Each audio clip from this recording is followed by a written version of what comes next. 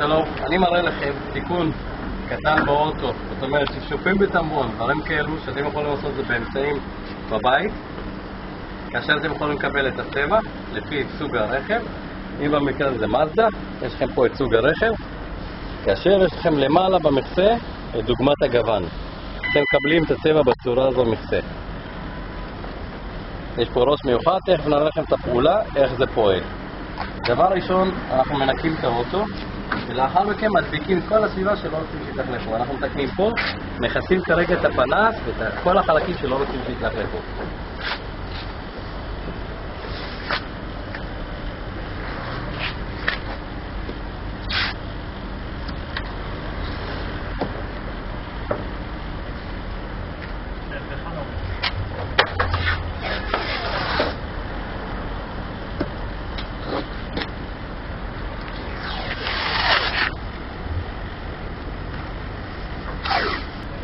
אנחנו הולכים נייר לטש ספוג.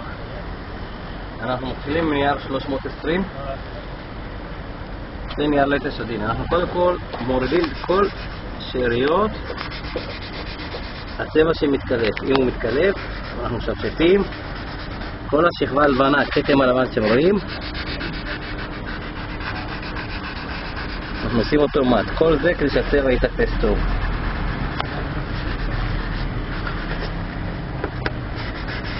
כאן שהורדנו, יש פה עוד כמה פינות.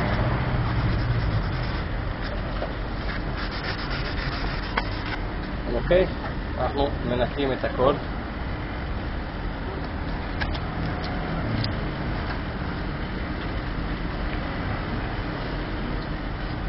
מנקבים את כל שאריות האבק, שלא יהיה לנו אבק, ונותנים לזה להתייבש קצת. עכשיו יש לנו כתם לבן, תן לזה כמה דקות שתייבש. פלסטיק, כל החלקים השחורים זה הפלסטיק הנקי. אנחנו חייבים לעבוד, אנחנו מנערים את המכל לפחות דקה, כאשר אנחנו צובעים בשכבות דקות. מספיק שכבה אחת בפריימר, זה כמו הפריימר הוא יסוד, נותנים לזה כמה דקות להתייבש, שכל הכתמים הלבנים נעלמים. סיימנו לעבוד, רוצים לשמור על המכל, הופכים, נותנים לחיצה קלה, זהו, אפשר לשמור את זה לעבודה הבאה, אפילו אם תהיה עוד שנה. סיימנו עם היסוד. אחרי כמה דקות, הופכים את הצבע של האוטו. צבע של האוטו, מזדה, הנה הצבע של האוטו המזדה, זה הקוד הצבע. יש לנו דו שכבתי, מזדה 18G. לפי קוד הצבע זה רשום על האוטו, אם לא אנחנו בודקים לפי הסוג הרכב, אנחנו כבר יודעים לזהות. אנחנו מנערים את המכל פחות כדקה, אנחנו מקבלים את המכל עם דוגמת צבע על הפקק. זה הפקק שמתלבש פה, אנחנו מקבלים את הדוגמת צבע. מנערים, ניתן לעבוד בשיטה הרגילה של הספריים, ויש לנו גם איזשהו פטנט שעושה את זה מחזיקים את זה ממש כמו שמחזיק הצבעי במוסך את המכל. הידית הזו המיוחדת זה של אותו יצרן, שאיתה אנחנו מחזיקים אותו מכל. עכשיו אנחנו נצבע בשכבות דקות. לפני שאנחנו צובעים את המשטח, אנחנו קודם כל בודקים איך יצא הצבע. זה הדוגמת גוון שלנו, אנחנו ודאים שזה אכן הצבע של האוטו. אנחנו צובעים בשכבות דקות עם המתנה בין השכבות. הכיסוי יבוא בפעם השנייה.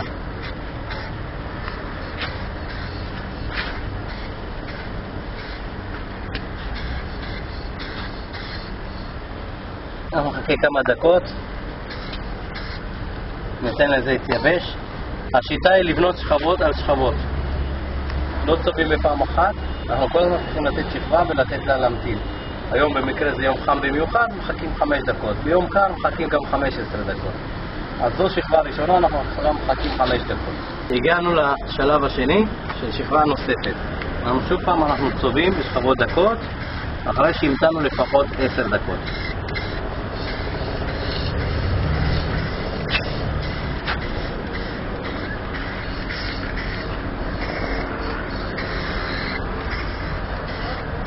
אנחנו עוברים לשלב האחרון, שזה הלקה השקופה מבריקה. אנחנו נערים אותה לפחות דקה, את הלקה הזו. מלבישים עליה את המתקן לריסוס בצורה הזו.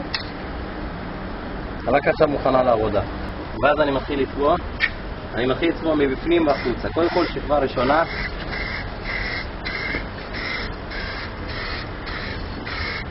עכשיו כל הכתמים הלבנים שתוך כדי צביעה זה נראה, הם ייעלמו. אני לא נבהל, אני נותן לו להתייבש. עוד 10 דקות בשכבה השנייה אתם תראו שזה יהיה צלול, שקוף. כל הכתמים הלבנים שאתם רואים עכשיו הם נעלמים. זה פעולה כימית של הלקה שהיא צריכה להתייבש. אנחנו נמתין 10 דקות ונחזור לצבוע שכבה שנייה. שכבה האחרונה של הלקה, אנחנו צובעים.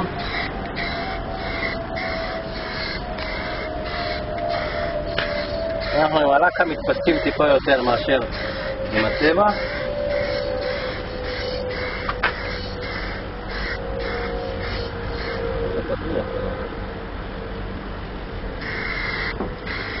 כל הקטנים הלבנים שאתם רואים עכשיו הם ייעלמו, אתם לא תראו אותם בהמשך.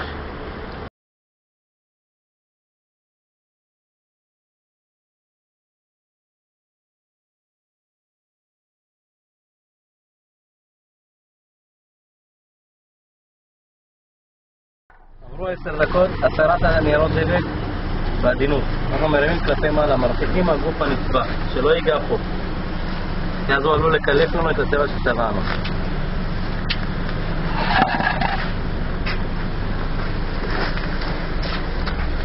תהליך העבודה מאוד פשוט. פריימר, קודם כל, כמובן כפפות לעבוד. עובדים עם כפפות, עובדים עם מסכות, אם המקום הוא סגור, חשוב לעבוד עם מסכות. במקרה של מקום פתוח, כשאוויר ממני ואילך, פחות קריטי. תמיד חשוב לעבוד עם מסכות נשמיות, עובדים עם כפפות. ניירות ציטוש, ניירות דבק, מסקינג טייפ, לחסות כל האזורים שאנחנו לא רוצים לצבוע. אם אין לנו את הנייר הגדול, נייר קטן, ועם עיתונים ניתן לחסות את הכל. צבע יסוד. אם זה פלסטיק, פריימר לפלסטיק. אם זה למתכת, יש פריימר למתכת, יסוד למתכת. הצבע של האוטו, במקרה הזה זה מזדה. מזדה זה הצבע של האוטו. יש פה את הפקק עם הדוגמת גוון. לאחר מכן את הלקה המבריקה, ושגם הלקה המבריקה, כולם עובדים פה בנפרד. ויש לנו את המכשיר הזה מתקן, שאיתו אנחנו מרססים. ניתן לקבל את כל המוצרים דרכנו, כל אחד לפי קוד הצבע שלו. כאשר אתם מזמינים, יש לכם פה גם מספר טלפון, אתם מתקשרים, נותנים תיאור האוטו, ואז מקבלים כל הזמנה. בהצלחה.